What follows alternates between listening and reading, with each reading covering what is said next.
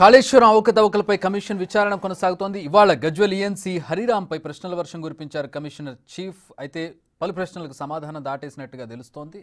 రేపు మరోసారి కమిషన్ ముందుకు విచారణకు హాజరు కానున్నారు. విచారణలో సమాధానం చెప్పని ప్రశ్నలకు రేపు డాక్యుమెంట్ సమర్పిస్తానని ఈఎన్సీ హరిరాం చెప్పారు. ఇప్పటివరకు కార్పొరేషన్ ద్వారా బ్యాంకులకు 29,737 కోట్లు రీపేమెంట్ చేసినట్టుగా చెప్పారు.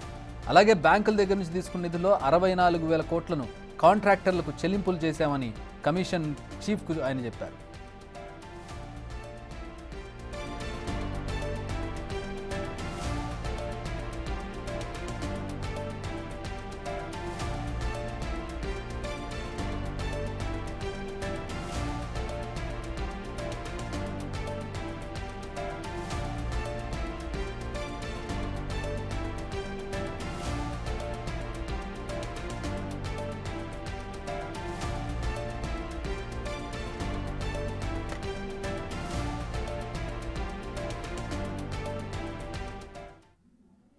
కాళేశ్వరం ప్రాజెక్టు బ్రెయిన్ చైల్డ్ ఎవరు అని కమిషన్ చీఫ్ ఈఎన్సీ హరిరాంను ప్రశ్నించారు. అయితే తనకు తెలియదంటూ సమాధానం దాటవేశారు. కమిషన్ అడిగే ప్రశ్నలకు పలుమార్లు మాజీ ఐఏఎస్ జోషి, మాజీ ఈఎన్సీ మురళీధర్ పేరును ప్రస్తావించారు. ఆయన కార్పొరేషన్ ఫైనాన్షియల్ స్టేట్మెంట్ ప్రభుత్వానికి ఇచ్చామని, అసెంబ్లీలో పెట్టారా లేదా అనేది తనకు తెలియదంటూ చెప్పారు ఈఎన్సీ హరిరాం.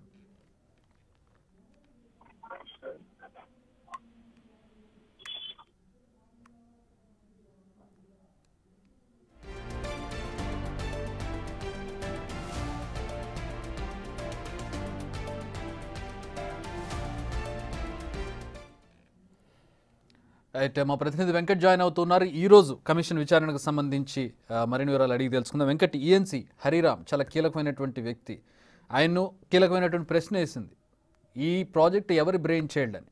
రాష్ట్రం అందరికీ తెలుసు బ్రెయిన్ చైల్డ్, కానీ ఈఎన్సీ హరిరాంకి తెలియదు. ఏంటి వాళ్ళు ఎట్లాంటి ప్రశ్నలు వేశారు, ఎట్లాంటి సమాధానాలు వచ్చాయి హరిరాం నుంచి?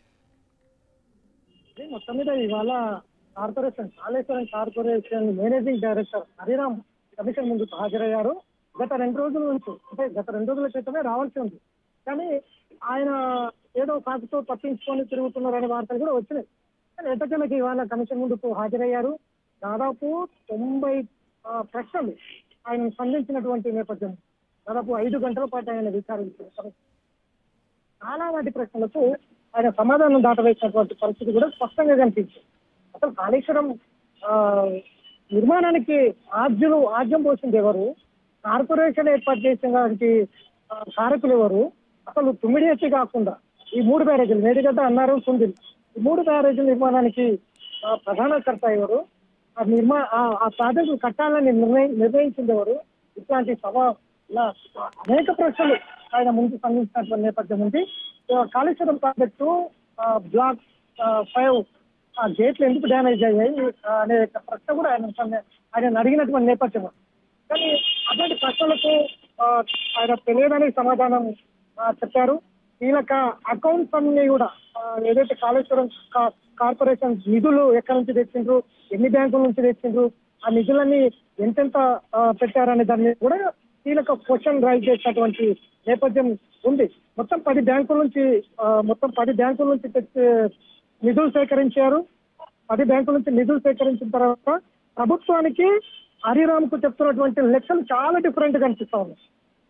కార్పొరేషన్ ద్వారా ఇప్పటి వరకు 87,449 కోట్ల రూపాయలు బ్యాంకుల నుంచి శాంక్షన్ అయినాయని కమిషన్ చెప్తుంది. అలాగే గత ప్రభుత్వము 1,00,000 కోట్లు ఖర్చు పెట్టి ప్రతిష్టాత్మకంగా కాళేశ్వరం నిర్మాణం చేస్తామని గత కేసీఆర్ ప్రభుత్వం చెప్తుంది. కానీ 87,000 కోట్లు శాంక్షన్ అయితే 62,825 కోట్లు రిలీజ్ అయినట్టు చెప్తుంది. అంటే 62,000 కోట్లు రిలీజ్ అయితే మిగతా అమౌంట్ ఎక్కడి నుంచి తెచ్చిండ్రు అనేది ఇప్పుడు ఒక ప్రశ్న అడుగుతాం. ఆ తర్వాత ఈ కార్పొరేషన్ కిందికి కాళేశ్వరం తోటి ఇంకా ఆగమాగం అయితే 1,00,000 కోట్లు ఖర్చు అయితే ఇటు పాలమూరు రంగారెడ్డి ప్రాజెక్టుకు సంబంధించిన అంశం కూడా ఈ కార్పొరేషన్ కిందకే తీసుకొచ్చింది. దానికి కూడా ఒక 10,000 కోట్లు, అంటే 10,000 కోట్లు దానికి బ్యాంకుల నుంచి నిధులు సేకరించడానికి ప్రయత్నం చేస్తే 7,000 కోట్లు బ్యాంకుల నుంచి శాంక్షన్ చేసుకున్నారు. ఈ 7,000 కోట్లు పాలమూరు రంగారెడ్డికి ఖర్చు పెట్టింది. అంటే ఒకవైపు కాళేశ్వరము అవకతవకలు ఒకవైపు ఉంటే, మరోవైపు ఇటు రంగారెడ్డి పాలమూరు సంబంధించిన అంశంలో కూడా 7,000 కోట్లు విడుదల చేసింది. ఎక్కడ ఎక్కడ ఎక్కడ ఎక్కడ పెట్టారు ఇదంతా అంతా కూడా అనేది ఈ లెక్కలంతా కూడా తేలాల్సిన అవసరం ఉంది. ప్రభుత్వ లెక్కలు ఒకవైపు ఒక రకంగా ఉన్నాయి, అధికారులు చెప్తున్నటువంటి లెక్కలు మరోవైపు ఒక రకంగా ఉన్నాయి. అక్కడ ఏం జరిగింది కాళేశ్వరంలో? గత ప్రభుత్వ ఇరిగేషన్ సంబంధించిన డిపార్ట్మెంట్ అంతా కూడా ఇందులో ఇన్వాల్వ్ అయి ఉంది. ఇప్పుడు యాక్షన్ తీసుకుంటే కనుక ఇరిగేషన్ డిపార్ట్మెంట్ అంతా కూడా వన్ సైడ్ గా బాధ్యులు అవుతారనేది కూడా స్పష్టంగా అర్థమవుతుంది.